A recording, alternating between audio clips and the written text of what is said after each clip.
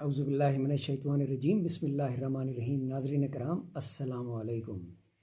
سورہ الاعراف کو ترجمے کے ساتھ پڑھتے ہوئے آج ہم پہنچے ہیں آیت نمبر 41 سے لے کے 60 تک۔ جی ہاں، 20 آیات کا نچوڑ، تاکہ کانٹیکسٹ سمجھ میں آ جائے، کیونکہ بہت اہم سورہ ہے اور آگے ہم نبیوں کے واقعات پڑھنے جا رہے ہیں۔ اس لیے شروع کرتا ہوں اللہ کے نام سے، بڑا مہربان نہایت رحم فرمانے والا ہے۔ لہم من جہنم مہاد ومن فوقہم غواش وکذالک نجزی الظالمین۔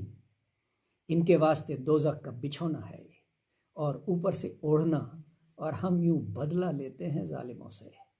والذین آمنوا وعملوا الصالحات لا نکلف نفسا الا وسعها اولئک اصحاب الجنہ ہم فیہا خالدون۔ اور جو ایمان لائے اور کی نیکیاں، ہم بوجھ نہیں رکھتے کسی پر مگر اس کی طاقت کے موافق، وہی ہیں جنت میں رہنے والے، وہ اسی میں ہمیشہ رہیں گے۔ بہت اہم آیت۔ اللہ تعالیٰ نے فرما دیا ہم کسی مومن پہ اتنا بوجھ نہیں ڈالیں گے جسے وہ برداشت نہ کر سکے۔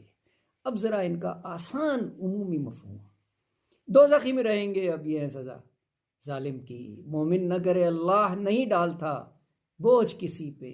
جب شکر کریں گے مومن تو اللہ کہے گا ان کو یہ جنت ہے جس کا تم سے وعدہ تھا، جس کا تم سے وعدہ تھا۔ اب جنت کے مکیں پھر بولیں گے دوزخ میں رہنے والوں سے، یہ امپورٹنٹ ہے۔ یہی ہے اعراف، دا ہائٹس، وہ دیوار جسے دونوں طرف وہ لوگ دیکھ سکیں گے جن کی ابھی یہ نہیں پتا کہ وہ جنت میں جانے والے ہیں یا دوزخ میں جانے والے ہیں۔ تو جنت کے مکیں پھر بولیں گے دوزخ میں رہنے والوں سے، ہم کو تو ملا جو وعدہ تھا، تم کو ملا جو وعدہ ہے۔ سبحان اللہ، سبحان اللہ۔ اس وقت لوگوں کو پتہ چل جائے گا کہ اللہ تعالیٰ نے جو وعدہ کیا تھا زمین پہ، وہ اس نے پورا کر دیا ہے۔